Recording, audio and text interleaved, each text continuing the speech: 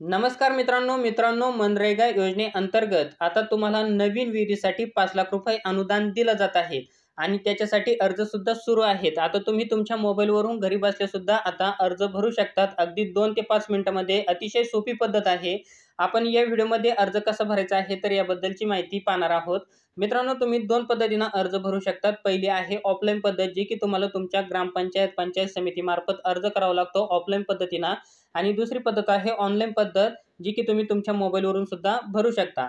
आता ऑनलाईन पद्धतीने आपल्याला अर्ज कसा भरायचा आहे तर हे आपण या व्हिडिओमध्ये पाहणार आहोत। सगळ्यात पहिल्यांदा तुम्हाला गुगल प्ले स्टोअरवरती यायचं आहे। प्ले स्टोअरवरती आल्यानंतर इथं तुम्हाला सर्च बारमध्ये इथं महा-ई-जी-एस असं नाव टाईप करायचं आहे। त्यानंतर तुमच्या समोर काही अशा प्रकारे हे ॲप्लिकेशन ओपन होईल, तुम्ही पाहू शकता। तर हे ॲप्लिकेशन तुम्हाला तुमच्या मोबाईलमध्ये इन्स्टॉल करायचं आहे। त्याचा लोगो तुम्ही पाहू शकता काही अशा प्रकारे आहे। हे ॲप्लिकेशन इन्स्टॉल झाल्यानंतर ते आपल्याला इथं ओपन करायचं आहे। ओपन केल्यानंतर तुमच्या समोर काही अशा प्रकारे पेज येईल। आता इथं तुम्ही पाहू शकता 2 ऑप्शन तुमच्या समोर आलेला आहे। पहिला आहे लाभार्थी लॉगिन आणि दुसरा ऑप्शन आहे विभागाचे लॉगिन। तर आता तुम्हाला इथं लाभार्थी लॉगिन हा पर्याय निवडायचा आहे।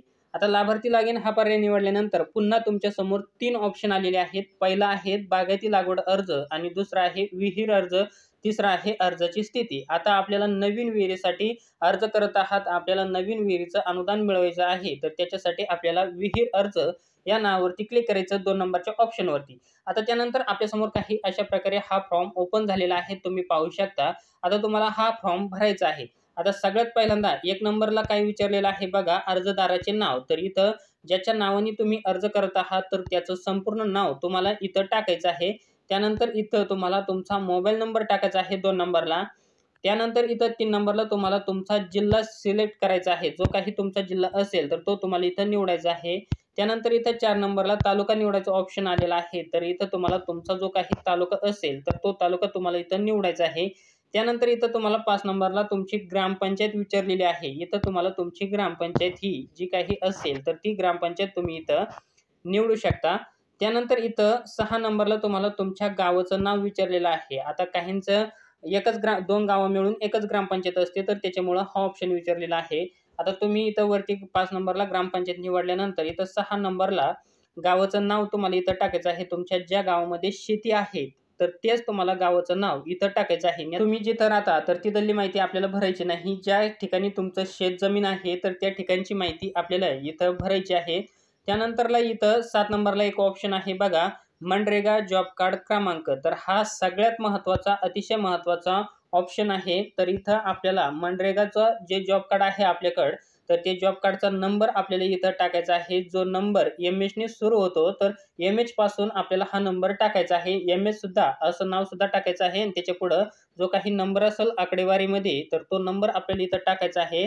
त्यानंतर इथं 8 नंबरला तुम्हाला मनरेगा जॉब कार्ड येथे अपलोड करा। तर इथं तुम्हाला पी-डी-एफ किंवा जे-पी-जी फाईलमध्ये इथं तुमचं जे जॉब कार्ड आहे तर हे अपलोड करायचं आहे। जर तुम्ही अजूनपर्यंत जॉब कार्ड काढलेलं नसेल तर तुम्ही तुमच्या ग्रामपंचायतमधून हे जॉब कार्ड काढू शकता। आणि जर तुम्ही जॉब कार्ड काढलेलं असेल परंतु तुमचं हरवलेलं असेल किंवा काही प्रॉब्लेम झालेला असेल, तुम्हाला सापडत नसेल, तर तुम्ही ऑनलाईन पद्धतीनं सुद्धा तुम्ही नरेगा जॉब कार्ड या साईटवरती येऊन तुमचं जॉब कार्ड हे डाउनलोड करू शकता। ते कसं डाउनलोड करायचं आहे तर त्यावर सुद्धा मी ऑलरेडी व्हिडिओ बनवलेला आहे, त्याची लिंक डिस्क्रिप्शनमध्ये दिलेली आहे। तुम्ही त्या पद्धतीने तुमचं जॉब कार्ड हे डाउनलोड करू शकता। त्यानंतर मित्रांनो इथं 9 नंबरला ऑप्शन आहे लाभार्थीची वर्गवारी। आता इथं तुमची जी काही वर्गवारी असेल तर ती तुम्ही इथं निवडू शकता। अनुसूचित जाती, अनुसूचित जमाती, भटक्या जमाती जे काही असेल किंवा दारिद्र्य रेषेखालील जे काही असेल, अल्पभूधारक 5 एकरपेक्षा जे काही असेल तर ते तुम्ही इथं निवडू शकता। त्यानंतर इथं मित्रांनो हे ऑप्शन निवडल्यानंतर आता आपल्याला मागे यायचं आहे आणि त्यानंतर इथं पुन्हा आपल्याला 10 नंबरला एक ऑप्शन देण्यात आलेला आहे, एकूण जमीन 8 प्रमाणे हेक्टर 2.0 हेक्टरपर्यंत। म्हणजे मित्रांनो तुमचं जे काही क्षेत्र आहे तर ते तुम्हाला इथं टाकायचं आहे। 8 प्रमाणे आपल्याला हे क्षेत्र भरायचं आहे आणि 2 हेक्टरच्या आतमध्ये हे क्षेत्र असणं गरजेचं आहे। त्यानंतर इथं 11 नंबरला ऑप्शन आहे विहिरीचा भूमापन क्रमांक। आता इथं भरपूर जणांचा काय मनामध्ये गोंधळ निर्माण होतो की विहिरीचा भूमापन क्रमांक आता कुठून आणायचा आणि कुठं टाकायचा। तर मित्रांनो तुम्हाला इथं विहिरीचा भूमापन क्रमांक म्हणजे तुम्हाला तुमचा जो काही 7-12 वरील गट नंबर आहे तर हा गट नंबर तुम्हाला इथं टाकायचा आहे। तुमचा जो काही 7-12चा गट नंबर असेल, शेताचा गट नंबर असेल तर तो गट नंबर तुम्हाला इथं टाकायचा आहे, दुसरा काही टाकायचं नाही। त्यानंतर इथं 12 नंबरला ऑप्शन आहे धारण क्षेत्र एंट्री 10 पेक्षा कमी किंवा समान असावी. म्हणजे मित्रांनो तुमचं जे काही क्षेत्र आहे तर हे 10 किंवा 10 पेक्षा कमी असणं गरजेचं आहे, 10 पेक्षा जास्त नको हे. आणि त्यानंतर इथं 13 नंबरला ऑप्शन आहे 7/12 आणि अट अपलोड करा. तर इथं तुम्हाला तुमचा जो काही 7/12 आणि अट आहे तर हा इथं अपलोड करायचा आहे, PDF फाईलमध्ये तुम्हाला हा अपलोड करायचा आहे. आणि त्यानंतर इथं 14 नंबरला ऑप्शन आहे, हा काही महत्त्वाचा नाही, सिंचन विहिरीच्या बांधकामासाठी प्रस्तावित मजुरांचा जॉब कार्ड नंबर. तर आता इथं तुम्हाला जर जॉब कार्ड नंबर माहीत असेल जो तुमचा विहिरीचं बांधकाम करणार आहे त्याचा, तर तुम्ही इथं होय करून त्याचा जॉब कार्ड नंबर टाकायचा आहे खाली, त्याचं जॉब कार्ड इथं अपलोड करायचं आहे.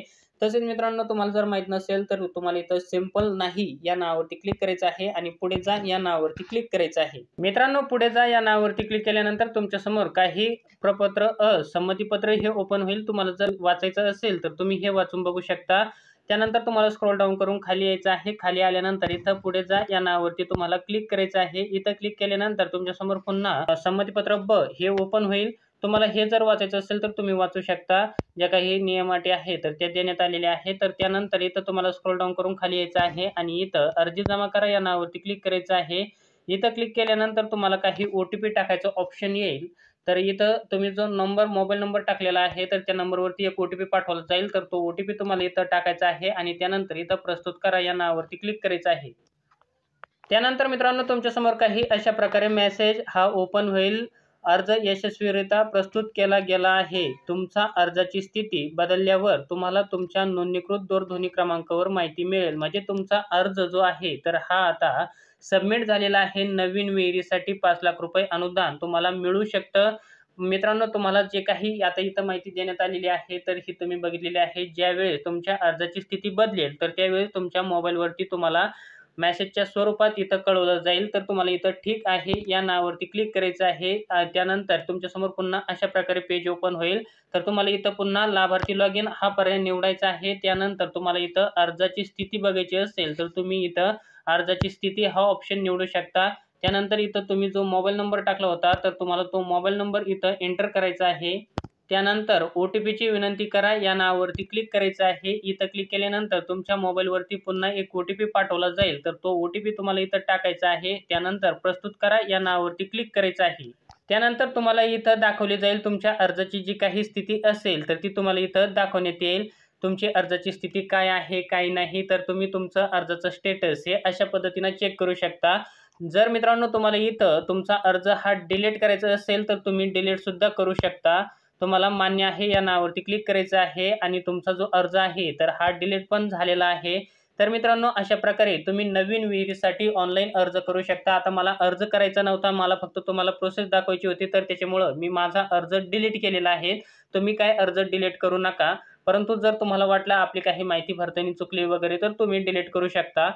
तर मित्रांनो तुम्हाला हा व्हिडिओ आवडला असेल तर चॅनलला लाईक, शेअर, सबस्क्राईब नक्की करा. आपण असेच महत्त्वपूर्ण व्हिडिओ हे घेऊन येत असतो. पुन्हा भेटूया अशाच एका नवीन माहितीसह नवीन व्हिडिओमध्ये. तोपर्यंत धन्यवाद मित्रांनो. जय हिंद, जय महाराष्ट्र.